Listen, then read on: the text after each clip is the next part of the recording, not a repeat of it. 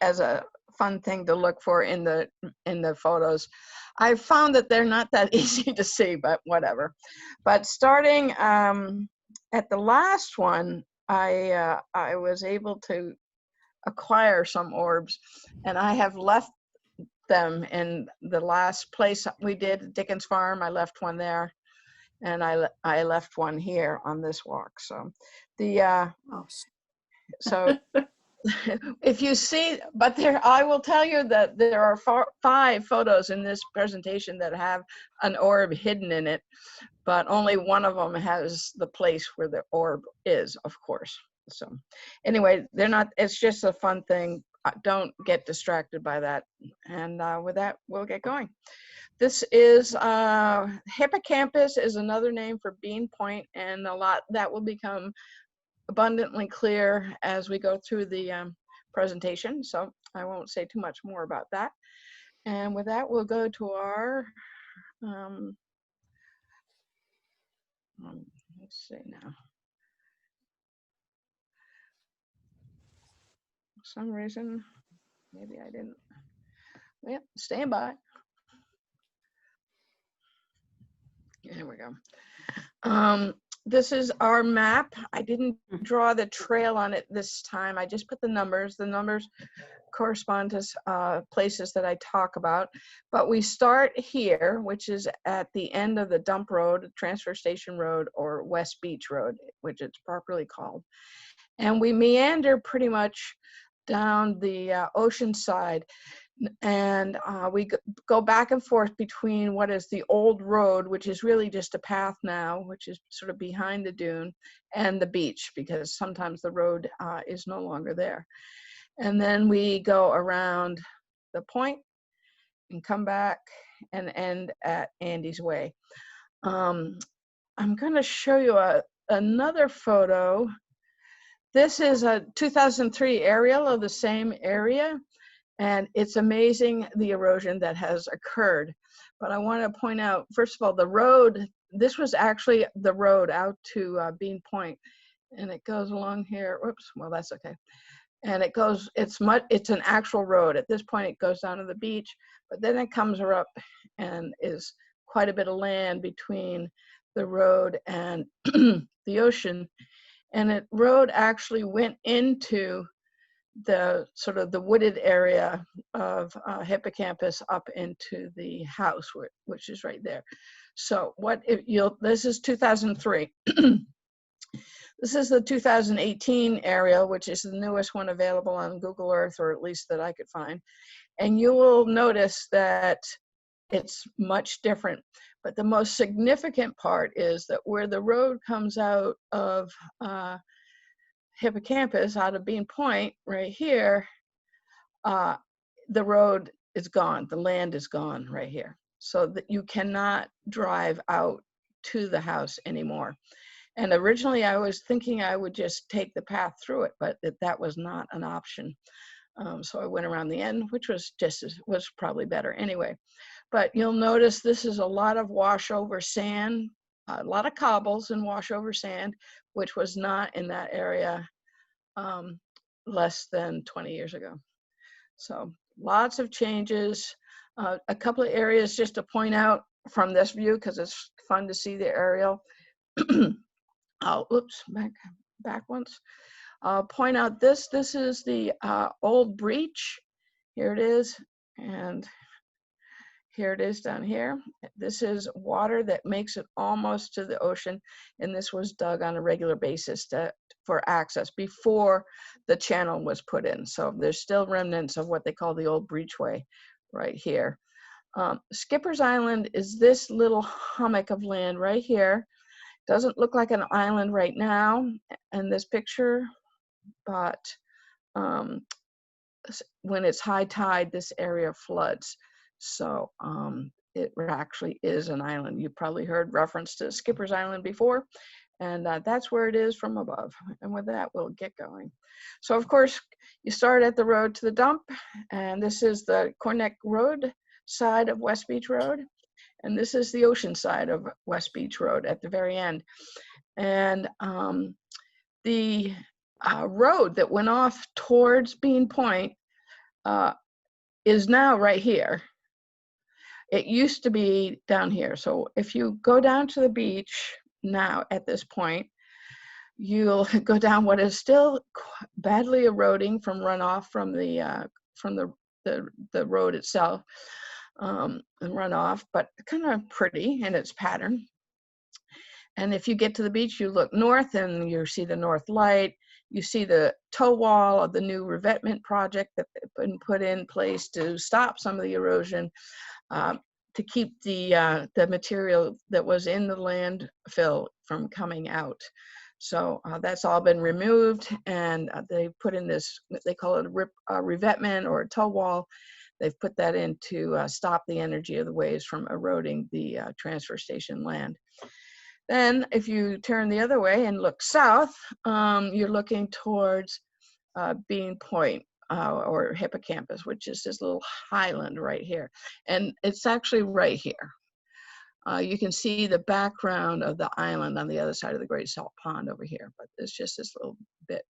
So, and we'll be walking along this area. This area is a sandbar, essentially, and it's called a tombolo. It's a geologic term, a tombolo, which connects, the sandbar connects Block Island to the island of Beane Point or Hippocampus. So, and you can see it is quite a rocky shore.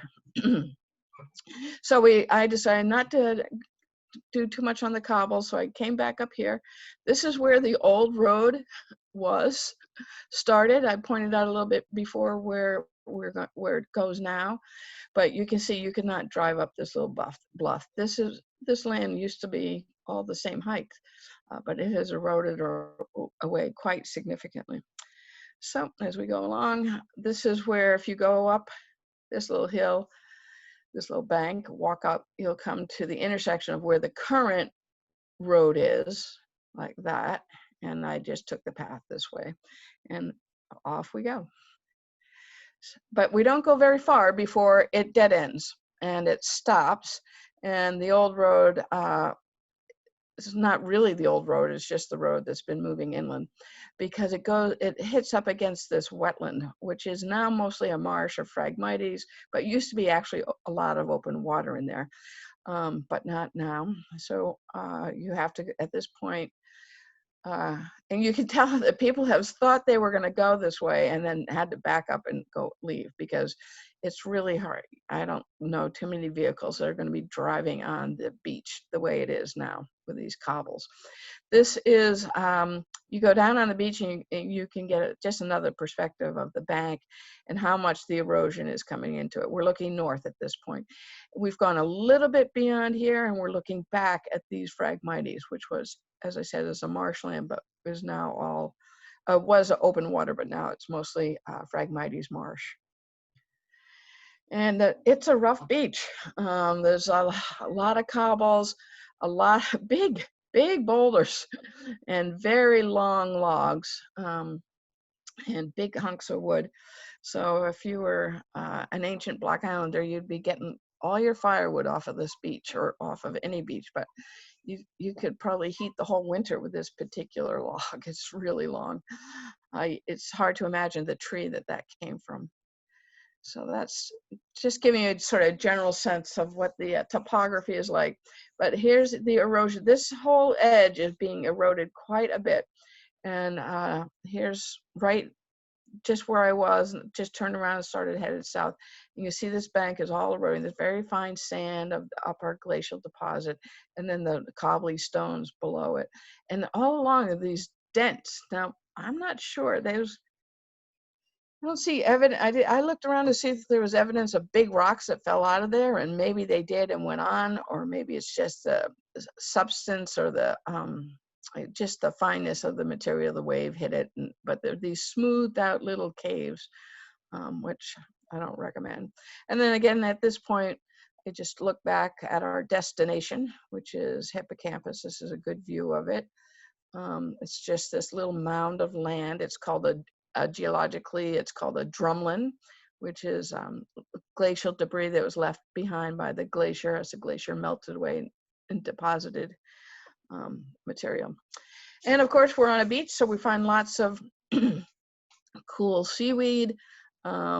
This is a sort of big mat of seaweed with sugar kelp. There's some red seaweed in here. There's a couple of strands of eelgrass. There was some of this very coarse, almost like Brillo green seaweed, and then the ubiquitous green seaweed of codium. So lots of interesting colors and patterns on the beach.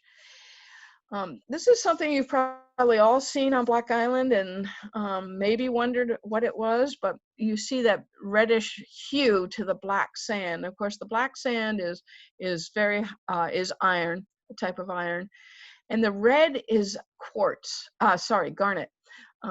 Garnet, the gem that we're all familiar with, breaks down into fine granules, which of course sand is just stones broken down into fine granules, but it gives that red sheen of garnet, and I always think it's particularly beautiful. And the way, because of the weight, it always settles out with the black sand. It's very fine, like the black iron sand.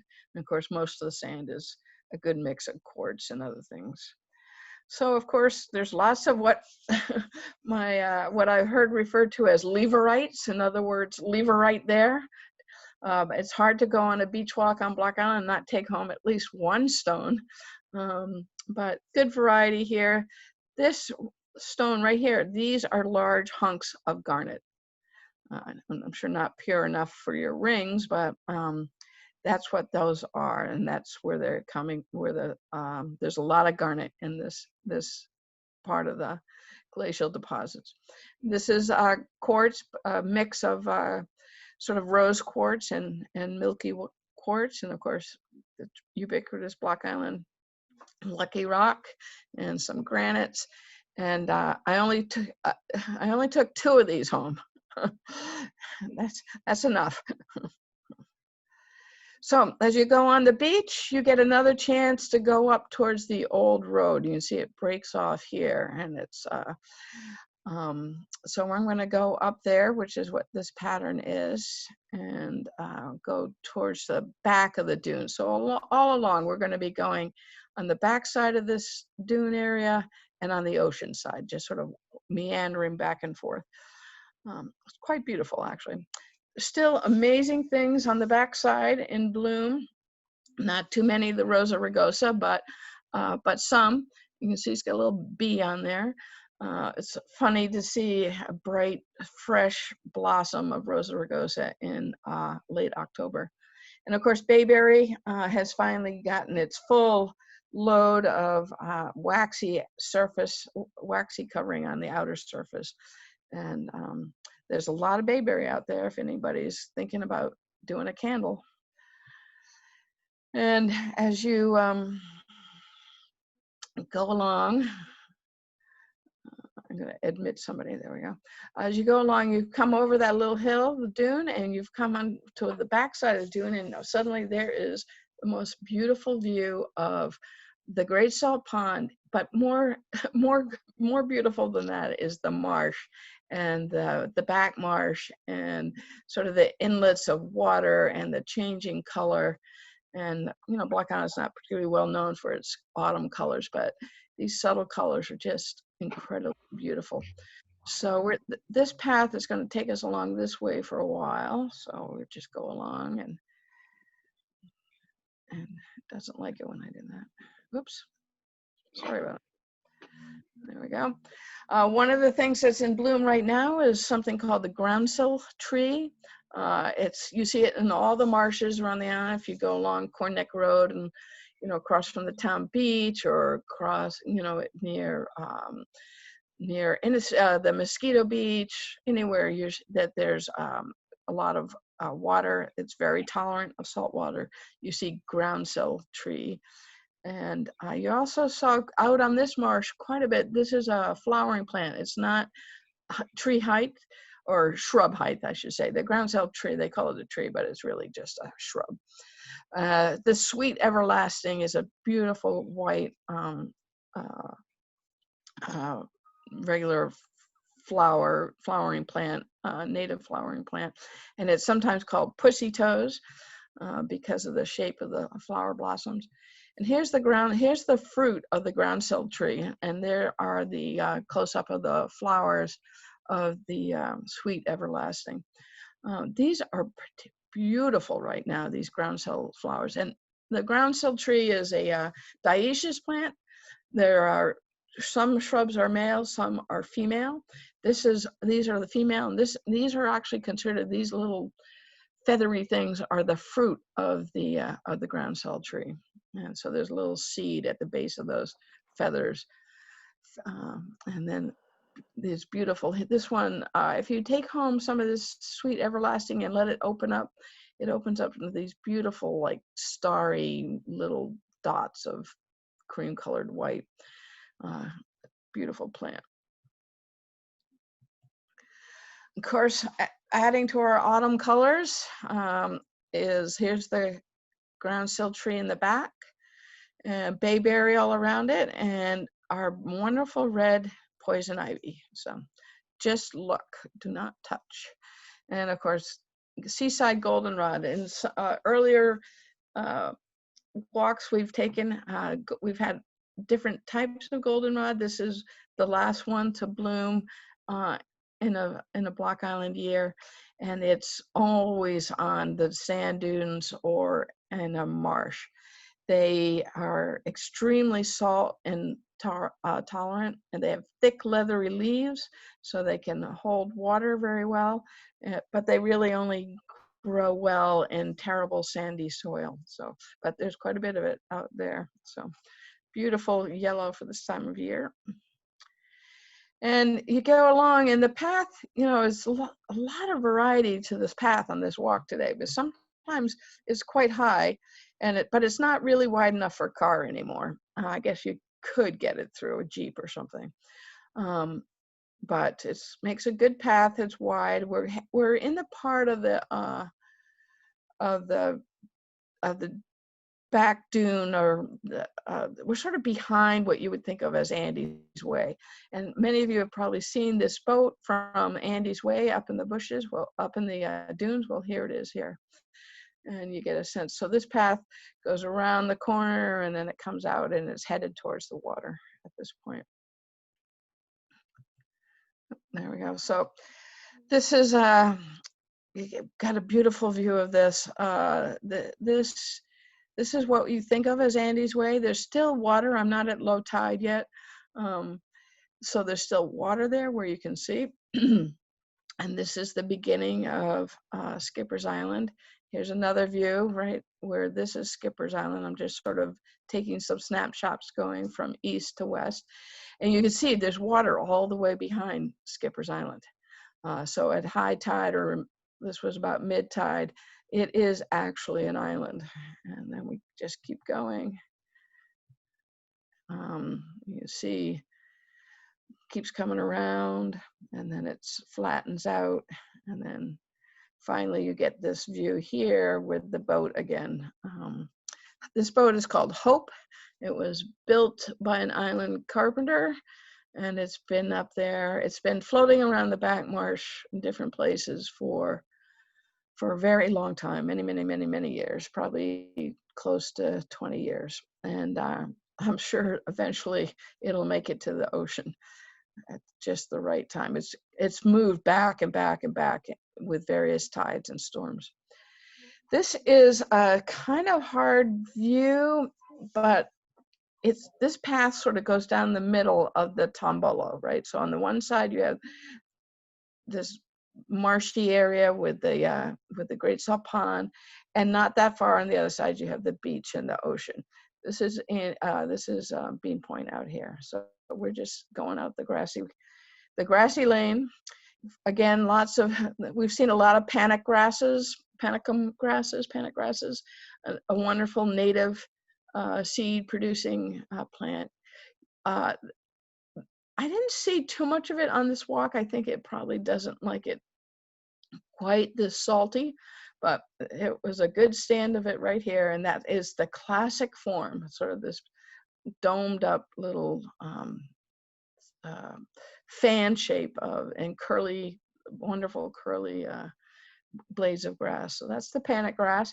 And there in the middle of this rock, things we'll find is Japanese knotweed, which there's not a big bank of it, and it's not really where it wants to be, but there's this one little piece of it that's gotten a start. I don't expect that it will expand too much here. You see this around the island and fields, and it can be quite an invasive plant and take things over, but it has a root system that it uses to spread. And this is a very cobbly, not very nutritious substrate, but there it was in all its glory.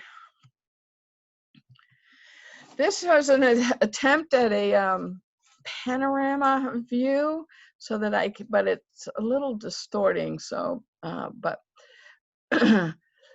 it's very distorting, but I thought it was interesting. But basically, it's just to show that, you know, you have the Great Salt Pond on one side. This is where the channel comes out. And then they have the ocean side here. And this is actually a curving beach. If you remember early pictures where I showed you Beane Point in the distance, it was at quite a curve. And so that's what's happening here. Now you'll see the water is still here, and you see it all the way back here, almost to the ocean, and that is the area known as the old breachway.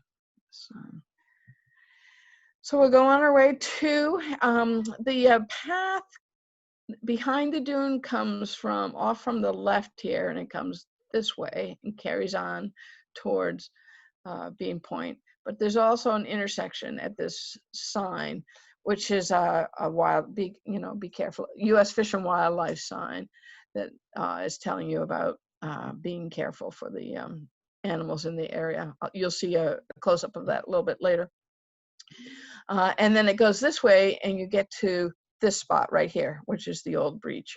And this was probably taken, this photo on the right was taken not too far from this edge right here. So it's right there. The old breach comes way back in. And then this is the cobble path that'll take you out to the ocean side. I planned this, of course, so that I could be walking in low tide at Andy's Way, but it turned out perfect timing because there was still, when I was on the ocean side of this path, there was still water in the marshland, and so you could really see how, rather than just seeing a big sand bar there, I could actually show that the old breach still is holding water and is quite close. Now, as you go along, we're approaching Beane Point or Hippocampus, Drumlin, right here. Again, it's a lot of cobbles in here, and they're getting washed over on a pretty regular basis. On the back side of, so we're, the old breach comes in almost to the ocean. It's right about here. And then on the ocean side, it's this big point of cobbles and seaweed, because it is fairly low tide. But there's like a little point of material, and there's some old timbers right here and right here. There's one here. And over the years, those have gotten more and more worn down. Let the plane go by. Those have gotten more and more worn down, but that I am fairly certain had to do with the activities in the area when it used to be required that all men on Block Island had to put in a certain amount of hours digging the old breachway, trying to keep it open. And we're talking the 1700s. And there was a lot of fishing related activities that went on here. Remember, that was before the channel was cut. So it was the only way to get in and out of the Great Salt Pond, which the Great Salt Pond out into the ocean was through the old breach and then out through here. So, okay.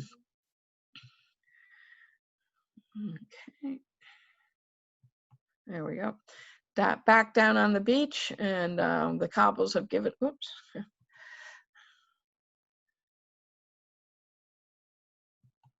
Back down on the beach, the cobbles have made a little sandy path, sort of split your time, and the tide is going out. And there's wonderful little tide pools. I couldn't get a photo, but the place was teeming with small birds, mostly shorebirds, you know, just picking insects out, plovers, and a lot of black-bellied plovers, just trying to get insects and little fish out of here. So along we go. You get a real sense of how rugged the beach can be and how rugged it may not be. And again, it's a little deceiving. This is part of Beane Point or Hippocampus Drumlin, and this land here is the other side of the channel. So along the way, again, some beach-loving plants. On this side, we have Dusty Miller, and this is some beach pea. And this was very interesting. I'm not sure what it is, and I've looked it up, and I cannot find it in some of my books. So I've contacted the botanist at the Rhode Island Natural History Survey to find out. I think it's called silver beachweed or beach burr with the genus of Ambrosia, but I'm not sure. It's not listed for Rhode Island in the books that I use, although I did find it in iNaturalist, which is an online sort of online way of identifying things. And here's the up close of it. It's very fuzzy. It's it's fuzzy in the same way that Dusty Miller is. It's definitely not Dusty Miller, and comes out like this crown of leaves. It's actually quite beautiful, but it's well known on the West Coast and south of here, but I did not find it described at all, other than iNaturalist for New England. So I'm waiting back to hear what the story is about this plant. And I could be wrong, it might not be that, but sure looks like it. The internet is a wonderful thing these days. It gives you just enough knowledge to get you in trouble. So I'll report back if it's not true. There we go. We're moving on. We're again, this is a little out of sequence, but I wanted to give another long view along the Tombolo to Beane Point, which is the Drumlin, and just give you a sense. It's a very narrow area. This is an area that is going to be increasingly affected by sea level rise and excessive storms. Now we're getting quite close to Beane Point on the right-hand side, Beane Point or Hippocampus. This sign is where the old is to the south of where the old road used to go. The old road used to go here, and this whole area has really cobbled in and been sort of a lot of bare cobble. I suspect it has more to do with ocean activity taking the vegetation out, not bringing the cobble in, but it's striking how much is gone from this section of the coastline. But right before you get to the headland, the Drumlin, you come on this little inlet, and in this inlet last week, I tell you, planes, roosters, you got everything here this morning. This inlet had 10 great egrets feeding. In this photo, I only have 9. I never seemed to be able to get all 10 of them in one photo, but 9 was pretty good. And if you're counting, it's 1, 2, 3, 4, 5, 6, 7, 8, and there's a 9th right there. But they were quite beautiful. They did not seem to be alarmed about me. Some of them were looking, some weren't. But a striking thing to see in late October or mid-October, 10 gray egrets feeding in this very narrow area. Now we've come to the headland of Hippocampus, and I mentioned the sign before. Here it is. I want you to take notice of this sign and this piece of wood, because I'm going to show this to you a little bit later from the other direction. But the road used to come up this way, and it's gone. There's no way you could drive anything up there. I didn't even want to try climbing up there. So you can just see the effect of erosion on this part of the drumlin. Again, very fine sandy material, like carved out little sort of cave is not quite the right word, but all along here, just carved out, just eating away. And then the cobbles, rough cobbles, and then this big bench of seaweed. And a lot of this is eelgrass. And eelgrass is not a seaweed, it's an actual vascular plant, and that only grows in water where it can get enough sunlight to photosynthesize. And it's very flat, ribbon-like. I'll show you a little bit later. But big hunks of it. But it's known to have large sort of areas of eelgrass right off of this side of Beane Point or Hippocampus on the ocean side. So it's not surprising to find it strewn along the high tide mark. But this is massive amounts of it, actually. So we're getting close. I kept looking up, is there a way to get up there? Well, not for me, there wasn't. Finally, I got to the point where, right about here, where made it to the channel and what I call the short breakwater. This is the long breakwater on the other side. The short breakwater is full of cormorants. I'll show you a close-up of that in a second. But if you turn around and look back, look north, this is where we've come from in the tide. I must say, this walk, when I do these walks, I take a lot of time stopping and going and retracing my steps and examining things. And so I walked for about the change of a half a tide. It was half tide when I started, and when I ended at Andy's Way, the tide was starting to come back in. So there's lots of changes. Here's that short breakwater with the cormorants, and here's a close-up of double-crested cormorants. I don't think even in the winter, it's hard to go by this short breakwater and not see cormorants hanging out there. So that's, and then as we may look the other direction, instead of looking out of the harbor and look into the harbor, this is an incredibly low tide. I did, of course, pick a particularly strong low tide. To see this much exposed water out into the channel is quite amazing. Usually, well, you can see this is a high tide mark, actually can be as high as this. But usually this much low tide isn't exposed.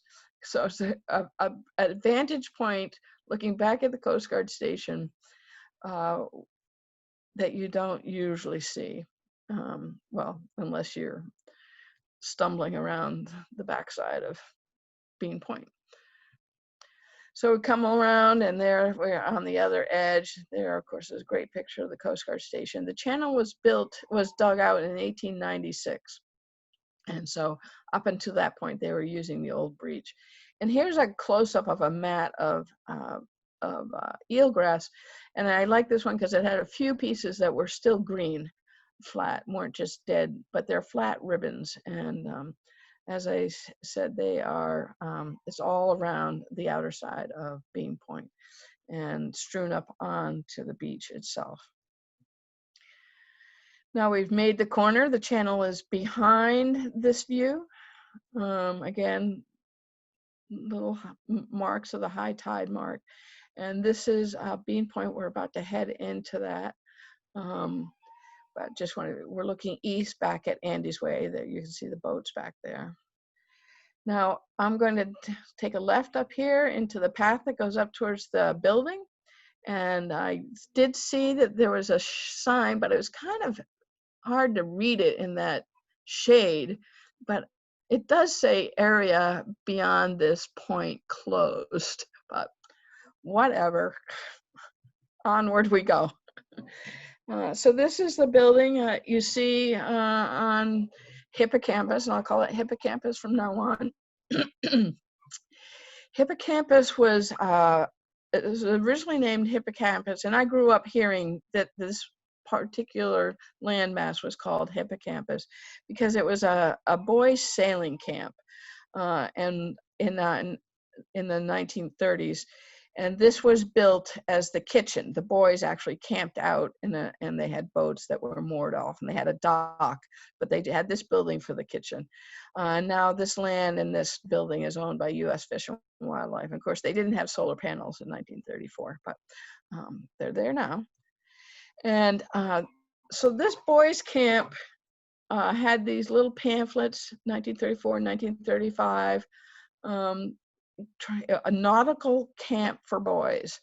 And they called it Hippocampus. And the reason they called it Hippocampus is because there were known to be a lot of seahorses in the area, and seahorses are associated with eelgrass. It's good cover, it's a great habitat. The eelgrass is a great habitat for seahorses, in this case a line seahorse. And I forgot to put the photo credit in this, but this was Deandra Verbest, the Great Salt Pond scientist with the Nature Conservancy, took this picture of a seahorse found in the Great Salt Pond in one of her fish seine surveys. So that is why it's, and the genus of the seahorse is Hippocampus. And this particular lined seahorse is Hippocampus erectus, but Hippocampus is where the name for that land comes from. It came from the Boy Scout camp, or not the Boy Scout camp, but the nautical camp for boys. And that was directly related to the seahorses, which were known to be in that area because of the eelgrass. I won't spend too much time on here, but it's sort of fun to see these pamphlets. And it shows, there it shows the building back. This is a 1935 pamphlet. And these are the tents that they camped on. Anyway, it cost, I think up here, it has the application form for Hippocampus. It costs $250 for the whole summer. And you sent your boys, only the boys, off to a military style sailing camp for the summer, including when you applied, you had to give all your measurements for the uniform. So, wrong way. So I went onwards and walked what would have been the road from the building to the old road, and just took note of what's happening there in the vegetation now. This is winterberry, and you've probably noticed winterberry is finally ripened around the island. Those wonderful red berries. This is a native plant, but there's also a spot not too far from where this was on the path for barberry, which is an invasive plant. So not to be confused, these are more teardrop sized, teardrop shaped berries, and the plant has spikes all over it. So keep away from the invasives. Now, when I came to the end of the road from the building to go on what would have been the old road, which is, as I say, gone, this is the view I had, just dead ends at the bluff edge. And this is that piece of driftwood I pointed out earlier. So this is where it was. You'd have to go, the road would have to go down the bank, which of course it's not going to do. And to the, and this is the back side of that sign. And so you can't get there from here if you're in a car. And of course, looking back at this wonderful arc of the West Beach. So I turned around, headed back towards the building. And around the building, there's this wonderful big spruce tree. And there's a little small patch of asters. There weren't too many asters. I think the asters have been kind of slight this fall. But there was a nice little patch of asters there. And as I say, this spruce tree. This, in the wintertime, Hippocampus is a wonderful place to bird because there's cover. And it's like an island within an island, obviously. But many years ago, they had a lot of those black pines out there, but they died, and they were great for the roosting and nesting of egrets, both great egrets and snowy egrets. Black-crowned night herons had a big rookery out there. They still nest there, but the trees, the old snags from the black pines are gone, and that's because U.S. Fish and Wildlife cut them down a few years back. they were concerned that it was a fire hazard. I was pretty annoyed, but so be it. Lots of things still showing up late summer. I did see a monarch right there on the goldenrod by the house. Right in the lawn of the building is this beautiful grass called the bottlenose grass. This is a native perennial grass, like the ones I've talked about all season. And these little seeds are just ripening now, which is perfect timing for critters who want to be finding food in the late fall. And much to my surprise, we still are seeing a few blackberries. They're not going to make it to black, but they're still trying, still fruit, and still edible, not by me, a little too sour for my taste, but animals will definitely eat the blackberries and get benefit from the fruit. So back down the path past the sign that said area closed, and down on the beach and headed back towards Andy's Way. I thought this sign was disturbing in several ways. One, its placement. Everything below mean high water in the state of Rhode Island belongs to the public. So this beach is not a U.S. Fish and Wild or National Wildlife Refuge, technically. But more importantly, it is not a deer hunting area. Now, unfortunately, and I'm a fan of deer hunting on Block Island, but I'm not a fan of deer hunting at Hippocampus. I think it's too important for bird watchers and other people as a place to go. But again, so be it. Deer hunting will be starting on Hippocampus the 1st of November. And so I would suggest if you're walking out here that you do it before that. The Fish and National Wildlife, U.S. Fish and Wildlife offers the permits for these, and several of us on the island are disturbed that this area is going to be open so early. In the past, U.S. Fish and Wildlife has only opened their lands, of which this is one, in late January after the waterfowl season. Of course, there's a lot of bird hunting in this area as well. So it is time for us all to start wearing our orange vest. But I will maintain up that at least the beach is ours. And I can't imagine there's going to be a lot of hunters heading out there, but you never know. And lots of things wash up on the beach. This was fascinating. This was my little walking stick, little flowers attached to it. But I love this log, this hollowed out log. And it's short. I don't know what it was or originally, and it had those like teeth-like things in it. Yeah, and I'm sure because it's hollowed out, I'm sure that those are different wood for where a branch would have come in. This is probably just cut off where it was, but it looked like a hollowed out log with fangs hanging into the middle of it. It was quite interesting. And now we're on the other side of that inlet where the great egrets were seen. So before I was on the back side of the dune here, looking through the grasses. Now I'm on the marsh, the flats, the mud flat side looking. And I still couldn't get all 10 of them in the photo, but they are definitely having a little discussion about who is that other two-legged creature in our midst. This is a little bit friendlier sign as you go along. This is like the one that's near the old road that I said I would mention earlier had protect wildlife bird nesting area. That's a U.S. Fish and Wildlife sign. This one has the addition of no dogs, which are bad to have on this nesting area, nesting and feeding grounds of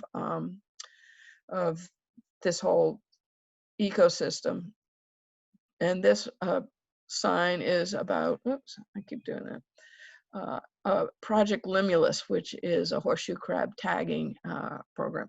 So this area is well known for not only its birds, a very healthy population of horseshoe crabs, lots of wildlife. Is a very unique. It's a unique ecosystem for Block Island, and we usually think of it in terms of Andy's Way, and here's a look from Andy's Way stream that comes out, and we're used to looking in this area for birds and clamming and kids playing, but this whole ecosystem, which includes Andy's Way, the Tombolo, and the sand dune system, both on the ocean side and the marsh side, and then of course the Hippocampus Drumlin. It's just incredible. This walk took me twice as long as I had planned for it, just because I couldn't stop looking at things. And there's no way the photos that I took can do justice for the beauty that's out there right now. The colors, the fall colors, they're just incredible. And I think it's definitely worth going, even at half tide, so you get a good sense of how the waters inundate the back marsh and around Skipper's Island. Just gorgeous.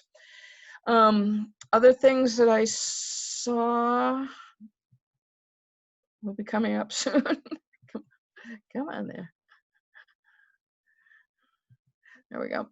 On the ocean side, among some of the plants were these great crickets. I meant to look those up and I didn't, but they were good sized, large crickets. Of course, crickets, we're starting to hear them in our houses in the fall. You know, it's good luck to have a cricket in your house, so don't despair. Just enjoy the sound.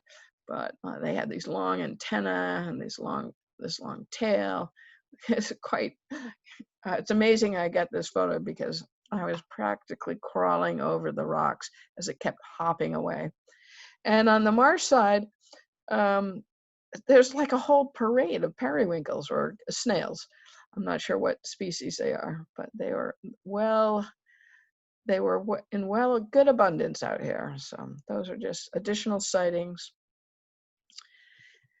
Now, we are done with our walk. That seems like it took much quicker than I expected.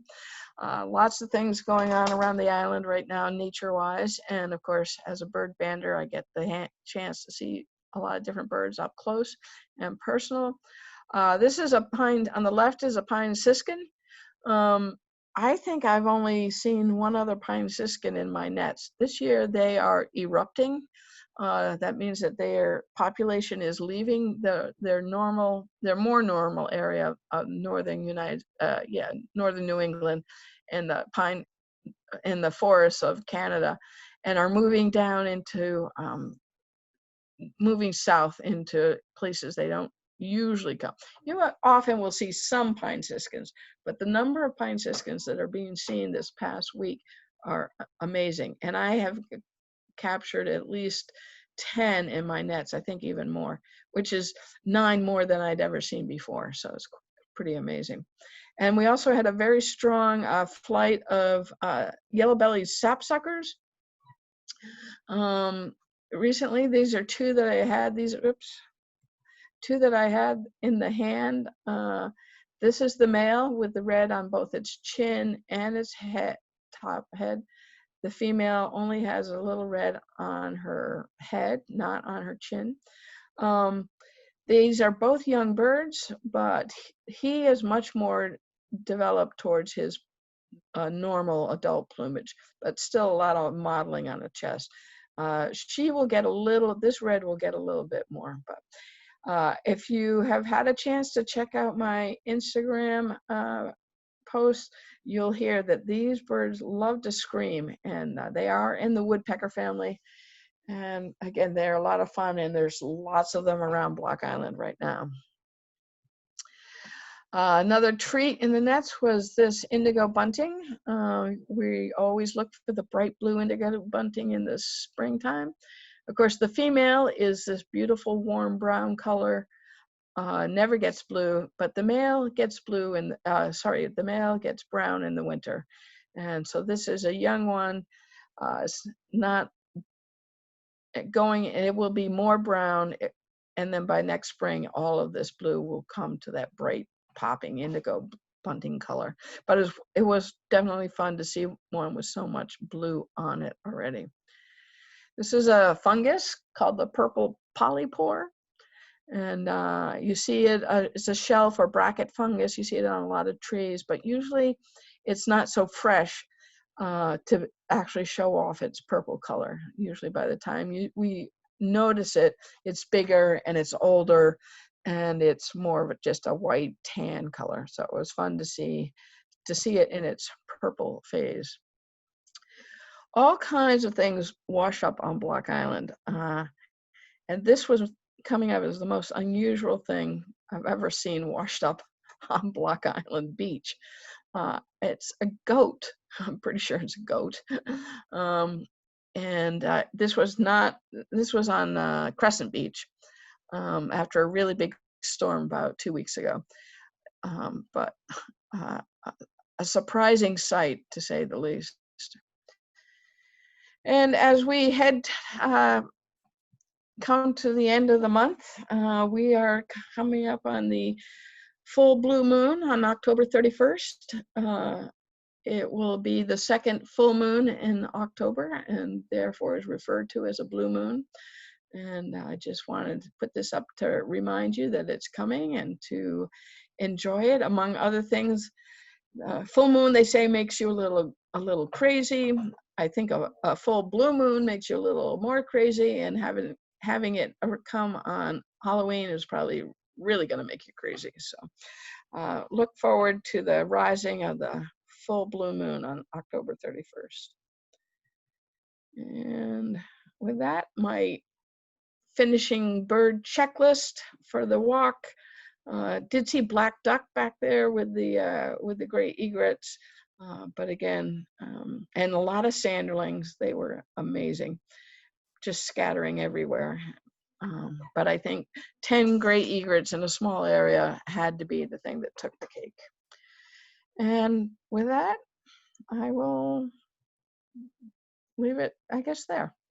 And happy to take questions and comments or etc.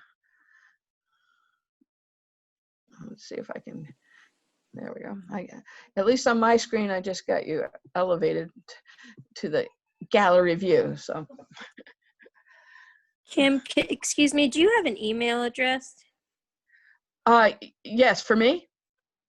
Yes. Do I? Yeah.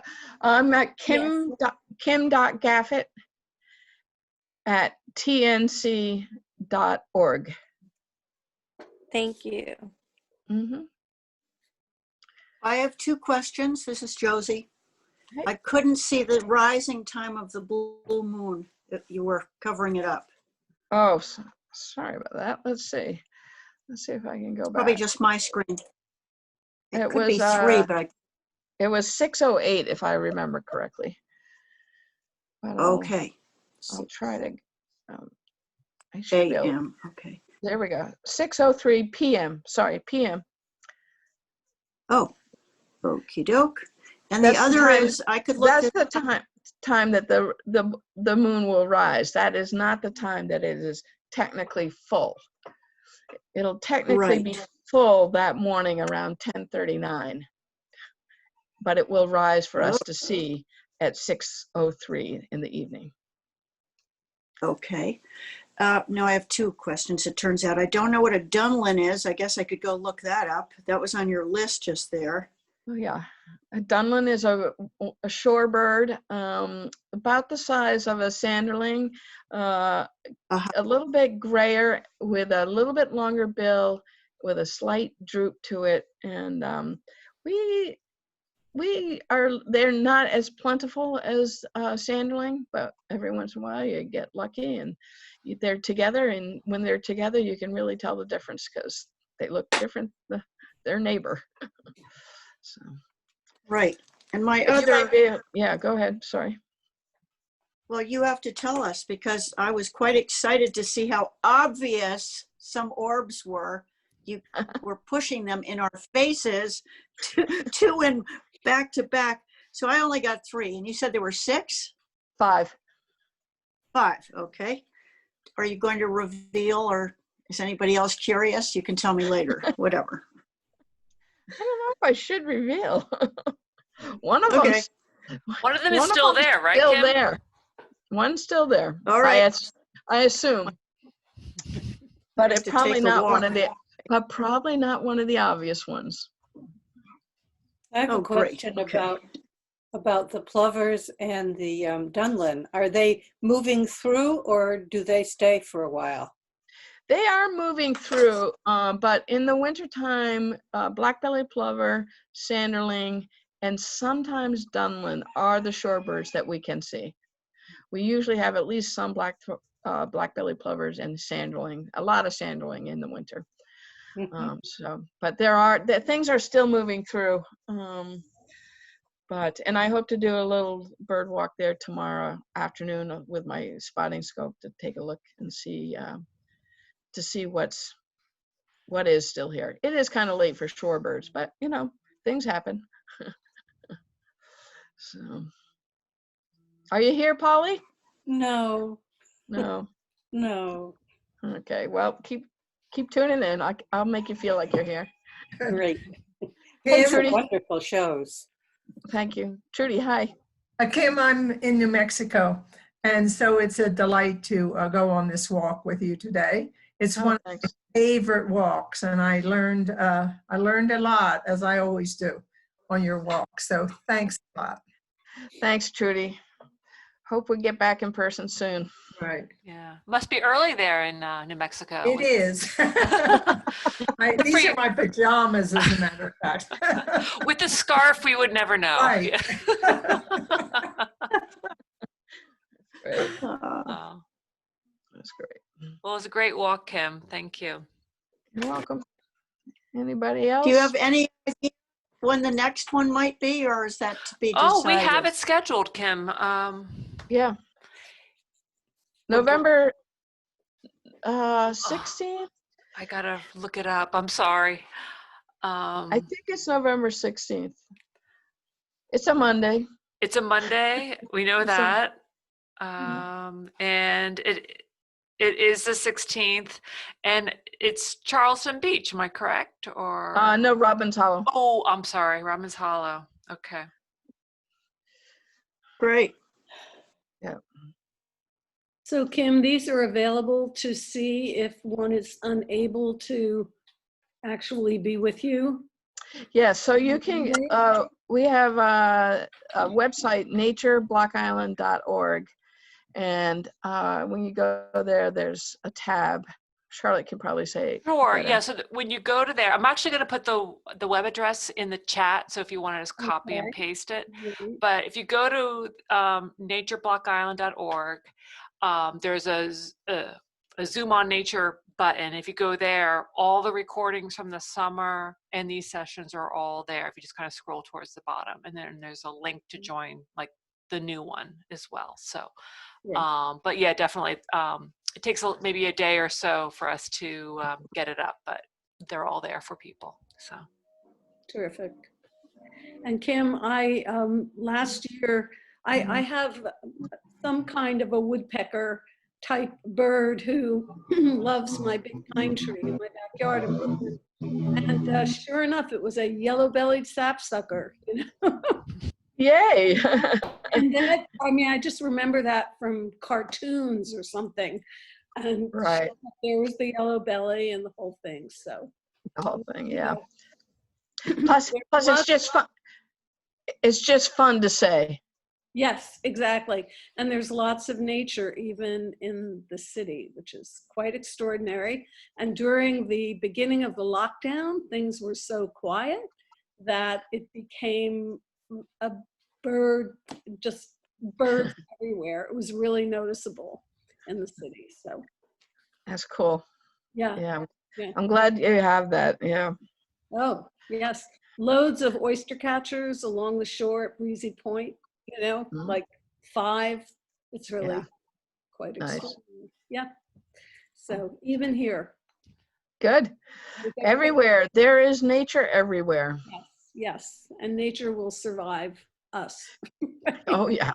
Definitely. Definitely. Great. All right. Anyone else got a question? You can always email me or send a message somehow. I put your email in the chat as well, Kim. Well, great. Well, I look forward to next month. Great. All right. Well, thanks everyone. Thanks, Yep. Kim. Yep. Get out. Thank you. you. Bye. Thank you. Bye-bye. Bye, everybody. Happy Enjoy the full moon. moon. Yeah. Yes.